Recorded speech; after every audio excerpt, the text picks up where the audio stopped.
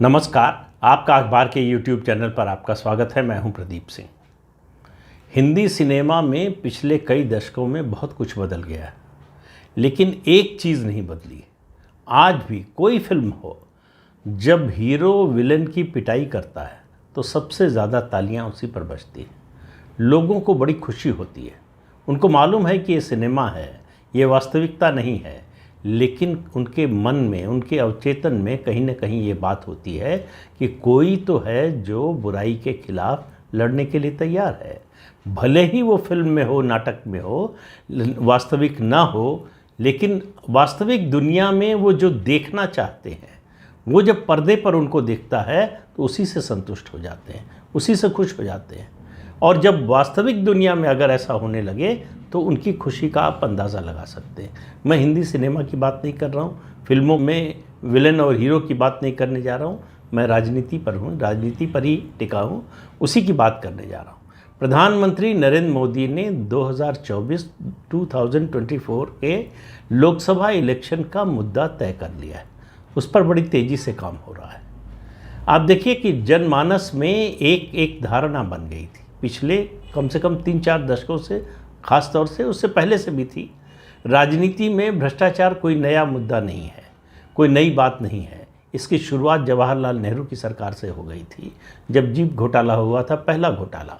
और आपको पहले भी बता चुका हूँ मैं इस बारे में कि किस तरह से उसको नज़रअंदाज किया गया था, बल्कि किस तरह का अहंकार था सत्तारूढ़ दल का कि उस घोटाले की जांच हुई, उसकी रिपोर्ट आई और उस समय के गृह मंत्री गोविंद वल्लभ पंत ने प्रेस कॉन्फ्रेंस करके कहा कि रिपोर्ट मिल गई है, उसमें प्रथम दृष्टया माना गया है कि घपला हुआ है, आगे जांच की रिकमेंडेशन है, हम उस रिकमेंडेशन को नहीं मानते और इस रिपोर्ट को संसद में नहीं रखेंगे। विपक्ष चाहे तो इसे चुनाव में मुद्दा बना सकता है। ये 1956 की बात, 1957 में लोकसभा का चुनाव होने वाला था। तो ये वहाँ से जो ये भ्रष्टाचार के प्रति ये जो भाव है राजनेताओं में, वो वहाँ से शुरू हुआ। लेकिन लौट कर आते हैं वर्तमान परिस्थितियों में। आज भी जो पिछले 3-4 दशक की मैं जो बात कर रहा हूँ कि आम लोगों के मन में एक बात घर कर गई है कि भ्रष्टाचार पर जो भी नेता बोलते हैं, जो भी कहते हैं, दावा करते हैं, आरोप लगाते हैं एक दूसरे के प्रति, उसका कोई अर्थ नहीं है। वो निरर्थक बात है, कोरी भाषणबाजी है, पाखंड है। ये राजनेताओं का पाखंड है। चुनाव के समय एक दूसरे पर आरोप लगाना, एक दूसरे के खिलाफ बोलना, और उसके बाद कुछ होता नहीं है। इसलिए कोई इसमें दूध का धुला नहीं है। कोई भ्रष्टाचार के खिलाफ कोई काम नहीं करने वाला है। भ्रष्टाचार के खिलाफ जो आंदोलन चले, उनका भी नतीजा देखा। जेपी मूवमेंट इंदिरा गांधी और उनकी सरकार के भ्रष्टाचार के खिलाफ शुरू हुआ।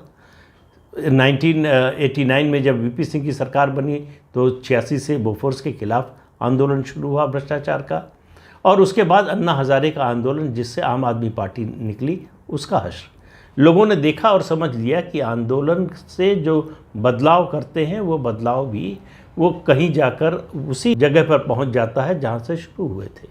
यानी 9 दिन चले 2.5 कोस, कोई बदलाव होता नहीं, कोई परिवर्तन दिखाई नहीं देता। केवल जिन लोगों को आगे किया जनता ने, जिन पर नए सिरे से विश्वास जताया, उनसे धोखा खाया। और ये धोखा खाने की आदत ऐसी हो गई है कि अब लोगों पर ज़्यादा असर नहीं पड़ता उसका। अब 2 उदाहरण देता हूँ, एक उत्तर का, एक दक्षिण का।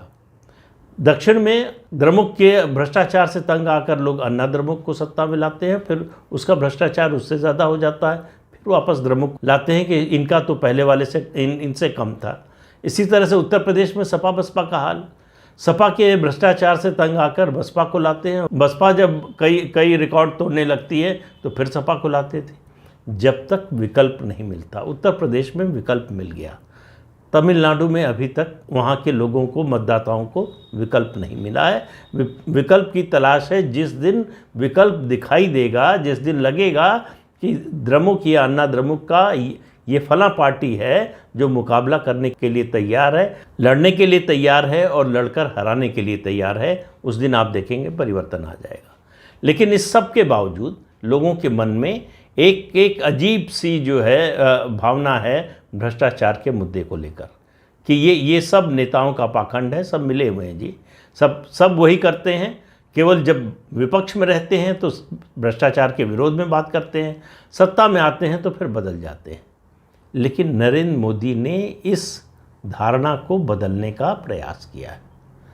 जिस तरह से भ्रष्टाचार के खिलाफ अभियान चल रहा है, जिस तरह से कार्रवाई हो रही, ईडी की हो, सीबीआई की हो, इनकम टैक्स की हो, दूसरी केंद्रीय एजेंसियों की हो, जिसके खिलाफ अब विपक्ष जो है वो सड़क पर उतरने को तैयार हो गया है। और सड़क पर उतरने को तैयार हुआ है तो अपने सर्वाइवल के लिए। और सर्वाइवल मुश्किल इसलिए है कि जो भी पार्टियां हैं ये भ्रष्टाचार के आरोप में घिरी हुई, ये सब जिनके खिलाफ जांच चल रही है, चाहे वो शिवसेना के नेता हों, एनसीपी के नेता हों, वो तृणमूल कांग्रेस के नेता हों, या फिर झारखंड मुक्ति मोर्चा के नेता हों, या अलग अलग राज्यों में आप देखते जाइए, एक एक करके नाम लेते जाइए, जिनके खिलाफ ये कार्रवाई हो रही है, उन सब की पार्टियां केवल एक चीज़ पर आधारित हैं, भ्रष्टाचार, मतलब लूट के बंटवारे के का जो समझौता है आपस में, उस पर टिकी हुई है। इनमें से किसी पार्टी की कोई विचारधारा नहीं है। और इसमें कांग्रेस पार्टी, देश की जो सबसे बड़ी विपक्षी पार्टी है, वो भी शामिल है, बल्कि वो अगुवा है उसकी। जिस तरह की कार्रवाई आप देख रहे हैं सोनिया गांधी और राहुल गांधी के खिलाफ, इसकी कल्पना हम 8 साल पहले कल्पना भी नहीं कर सकते थे कि ऐसा कभी हो सकता है। सोनिया गांधी या राहुल गांधी से पूछताछ हो सकती है, जांच और सज़ा तो बात की बात है, पूछताछ भी हो सकती है, इसकी भी कल्पना आपको नहीं रही होगी। और इसी तरह से दूसरे नेताओं की बात कर सकते हैं।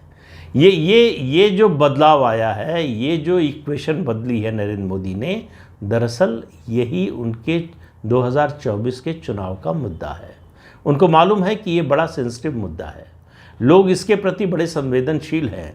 और जब भी कोई सरकार, कोई नेता इस तरह की कार्रवाई करता है भ्रष्ट लोगों के खिलाफ, और ख़ास तौर से ऐसा नेता जो खुद ईमानदार हो, जब भ्रष्ट नेता दूसरे भ्रष्टाचारी के खिलाफ कार्रवाई करता है तो लोगों को समझ में आता है कि ये बदले की भावना से हो रहा है, ये राजनीतिक बदले से अपने प्रतिद्वंदी को, अपने विरोधी को दबाने, कमज़ोर करने के लिए हो रहा है, ये भ्रष्टाचार को रोकने के लिए नहीं हो रहा है।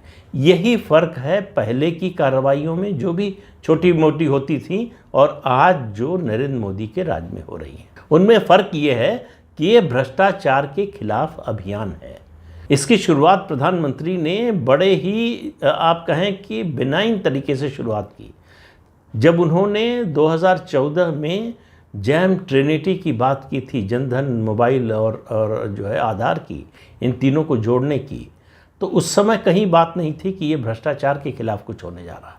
हुआ कि ये जो लाभ मिलता है सरकारी योजनाओं का लोगों को, वो सीधे पहुँचे, इसके लिए हो रहा है। लेकिन उसके जरिए भ्रष्टाचार पे बहुत बड़े पैमाने पर लगाम लगाने में कामयाबी मिली। इतना सारा जो लीकेज होता था, जो सरकारी संसाधनों का, सरकारी पैसों का, जनता के टैक्स के पैसे की जो लूट होती थी, वो रुक गई ये जैम के कारण।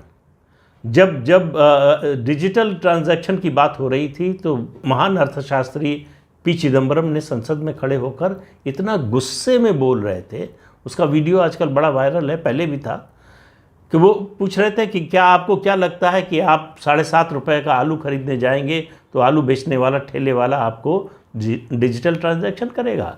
कहाँ मिलेगा इंटरनेट? कहाँ मिलेगी बिजली का कनेक्शन? कहाँ से ई पॉस मशीन चलेगी? ये सारे सवाल पूछ रहे थे, मजाक उड़ा रहे थे कि आप किस दुनिया में रहते हैं, आपको पता ही नहीं कि ये कभी लागू ही नहीं हो सकता। आज हालत ये है कि यूपीआई से 6 अरब का ट्रांजैक्शन सिर्फ जुलाई महीने में हुआ है। ये दुनिया भर में किसी भी देश की तुलना में एक रिकॉर्ड है। इसे जो है वर्ल्ड रिकॉर्ड कहा जा सकता है। दुनिया का कोई देश ये उपलब्धि हासिल नहीं कर पाया है। और उस देश में जिसमें आशंका व्यक्त की जाती थी कि यहाँ अनपढ़ हैं लोग, गरीब हैं, जाहिल हैं, उनको क्या मालूम मोबाइल कैसे ऑपरेट करेंगे, इंटरनेट क्या जाने, ई पॉस मशीन का क्या समझेंगे, ये सब उन पर आरोप लगाया जाता था गरीब पर। और कौन लगाते थे? जो भ्रष्टाचार के पैसे पर फल फूल रहे थे।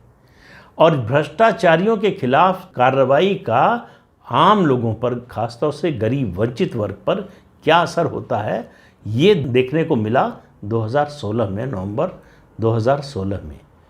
2016 में जब नोटबंदी लागू की गई। 20 ऐसे उदाहरण बता सकता हूँ। पहला जो मुझे अनुभव हुआ, अपना व्यक्तिगत अनुभव से बता रहा हूँ, कि दवा की दुकान पर उस दौरान नोटबंदी लागू हो चुकी थी। उसके बाद दुकान का मालिक कुछ लेने के लिए अंदर गया, उसके यहाँ कर्मचारी 3 थे। तीनों की हंसी और खुशी, न हंसी रुक रही थी, न खुशी छिप रही थी कि ये परेशान घूम रहा है, इसका बहुत सारा पैसा फंस गया है। तो गरीब आदमी के मन में जो खुशी का भाव था उस समय, कि क्या क्या मारा है इन अमीरों को, इन भ्रष्टाचारियों को, इन लुटेरों को, वो देखने लायक था। उसका नतीजा, उसका चुनाव में लोग कह रहे थे कि बड़ा नुकसान होगा। बड़े बड़े विद्वान बता रहे थे, राजनीतिक विश्लेषक और अर्थशास्त्री कह रहे थे कि इसका बहुत बड़ा नुकसान बीजेपी को होगा। और तुरंत उसके बाद 2017 मार्च में उत्तर प्रदेश विधानसभा का चुनाव था, जहां बीजेपी वहां जो है तीसरे नंबर की पार्टी थी, बहुत बुरी हालत में थी। तो उस पार्टी को रिकॉर्ड बहुमत मिला, जितना उसे कभी नहीं मिला था। 403 में से 325 सीटें मिली नोटबंदी के बाद। वो पहला चुनाव था किसी बड़े राज्य का, बल्कि किसी भी राज्य का, जहां जनता ने नोटबंदी पर अपनी मुहर लगाई। तो ये बात नरेंद्र मोदी की खूब आलोचना होती है नोटबंदी को लेकर। इतना लोगों का नुकसान हुआ, इकॉनमी को इतना धक्का पहुंचाया, इतना बड़ा झटका लगा, ये सब बहुत सी बातें उनमें से सही हैं। लेकिन जो बदलाव, सामाजिक बदलाव जो है, बड़ा लंबा प्रोसेस होता है, उसका बड़ा समय लगता है। एक झटके में बदल गया। लोगों के मन में ये बात आ गई कि भ्रष्टाचार के खिलाफ कोई एक्शन हो सकता है, भ्रष्टाचारियों के खिलाफ जो है वो कार्रवाई हो सकती है, उनको मुश्किल में डाला जा सकता है, उनको पकड़ा जा सकता है। ये जो विश्वास है, ईमानदारी के प्रति विश्वास, मेरा मानना है कि नोटबंदी की सबसे बड़ी उपलब्धि है। ये विश्वास जगाने में 10, 20, 25 साल भी लग सकते थे, और शायद तब भी होता कि नहीं पता नहीं। लेकिन उस एक कार्रवाई ने ये उपलब्धि जो है, देश को ये उपलब्धि हासिल हुई। तो इसीलिए मुझे लगता है कि नरेंद्र मोदी जो है अपने विरोधी, वो राजनीति को शतरंज की तरह खेलते हैं। वो अपने विरोधियों से कई कदम आगे, कई चाल आगे की चाल सोच कर रखते हैं। और शुरू में ऐसा लगता है कि ये कुछ कर नहीं रहे हैं, करते हुए दिख नहीं रहे हैं। आप 5 साल का कार्यकाल देखें, पहला 2014 से 2019 का, तो आपको लगेगा कि भ्रष्टाचार की बड़ी बड़ी बातें करते थे, काले धन की बात करते थे, किया तो कुछ नहीं। इसी तरह से लगता था कि राम मंदिर की बात करते थे, किया तो कुछ नहीं। अनुच्छेद 370 और 35A की कश्मीर में बात करते थे, किया तो कुछ नहीं। 2019 बदलाव आपको दिखाई देना शुरू हुआ। अब 2020-21 से अगर ये कोरोना का 2 साल का समय ना आया होता, तो भ्रष्टाचार के खिलाफ अभियान अभी एक नए मुकाम पर होता। लेकिन उस पूरे प्रोसेस को जो है कोरोना ने थोड़ा स्लो डाउन कर दिया। अब आप जो देख रहे हैं, ये सोनिया गांधी, राहुल गांधी, संजय राउत, सत्येंद्र जैन, मनीष सिसोदिया भी शामिल होने वाले हैं। उसके अलावा अनिल देशमुख और नवाब मलिक पहले से हैं। उधर पार्थ चटर्जी, ममता बनर्जी का परिवार, उस लालू प्रसाद यादव का परिवार, इस तरह से आप गिनते जाइए अलग अलग राज्यों में, आपको समझ में आएगा कितने लोग। और ये कार्रवाई पिछली कार्रवाइयों की तरह नहीं है, जहाँ केवल घोषणा होती थी, आरोप लगते थे। एक स्टेज आगे गए, पहले आरोप से आगे जाकर एक्शन शुरू किया, अपराध रजिस्टर करके उसकी जांच शुरू हुई। जांच शुरू हुई तो लोगों को समन भेजा गया, हिरासत में लिया गया, जेल भेजा गया। अब अगला 2024 आते आते ये सब जो आप केस देख रहे हैं, मामले देख रहे हैं, ये सज़ा तक पहुंचने वाले हैं। जिस तरह से, जिस स्पीड से काम हो रहा है और जितनी तत्परता से काम हो रहा है, एजेंसियां जिस तरह से कर रही हैं, और आप मान कर चलिए कि 2024 आते आते इनमें से बहुत से नेता सज़ा याफ्ता होंगे, सज़ा पा चुके होंगे। बहुत से लोग चुनाव लड़ने का अधिकार खो चुके होंगे, और वो उसका नतीजा क्या होगा? इनकी पार्टियों में बिखराव, इनकी पार्टियों में आपसी सरफुटबल। क्योंकि ये इसका आधार कोई, इसकी जड़ तो है नहीं, ये तो तना है जो लहरा रहा था, ऊंचा ऊंचा लहराता था, और जड़ है नहीं। तो जैसे ही तने की एक डाली काटी, वैसे ही आप देखिए कि पौधा पूरा मुरझाना शुरू हो जाएगा। तो इन सभी पार्टियों में आने वाले दिनों में और लोकसभा चुनाव आते आते जिस तरह की परिस्थिति बनेगी, क्योंकि लूट के माल में जो है अब कई जगहों पर लग रहा है। अब पार्थ चटर्जी का ही मामला देखिए, अब सवाल वो कह रहे हैं कि हमारा पैसा नहीं है। अर्पिता मुखर्जी ये कह रही हैं, उनकी जो सहयोगी हैं वो कह रहे हैं कि हमारी अनुपस्थिति में हमारे फ्लैट में रखा गया, हमको तो पता ही नहीं है। सवाल ये पैसा किसका है? दो चीज़ें हो रही हैं, या तो पार्थ चटर्जी ने पैसा कमाया इतना और पार्टी को बताया नहीं है, या पार्टी का पैसा था उनके पास रखा था, अब वो फंस गए हैं तो पार्टी पल्ला झाड़ रही है। जो भी हो, इसी तरह से संजय राउत का मामला देख लिया, अनिल देशमुख या नवाब मलिक या सत्येंद्र जैन एक तरह से आम आदमी पार्टी की आर्थिक रीढ़ थे, वो रीढ़ टूट गई है। नए नए तरीके खोजे जा रहे हैं। वैसे इस मामले में अगर कोई एक पार्टी है जो बहुत इनोवेटिव है कि भ्रष्टाचार कैसे किया जा सकता है, तो वो आम आदमी पार्टी है। जो पार्टी भ्रष्टाचार के खिलाफ आंदोलन से लड़कर आई है, उसके पास सबसे नोवेल आइडिया, सबसे अच्छे और नए आइडिया हैं कि कैसे भ्रष्टाचार किया जा सकता है। उनकी जो लिकर पॉलिसी है, एक्साइज पॉलिसी है, उस सबसे ताज़ा उदाहरण है। अभी और बहुत सारे मामले आने वाले हैं, कहाँ किस तरह से। आप ध्यान रखिए, अरविंद केजरीवाल जब भी कोई नई योजना की घोषणा करें तो आप सोचिए कि इसमें भ्रष्टाचार कैसे हो सकता है। ये सोच लिया गया होगा, उसकी तैयारी हो गई होगी, किनको फ़ायदा पहुंचाया जाना है, कितना फ़ायदा पहुंचाया जाना है, इस सब की योजना बन चुकी होगी। तो ये सब लोग आने वाले दिनों में अलग अलग जेलों में आपको नज़र आएंगे।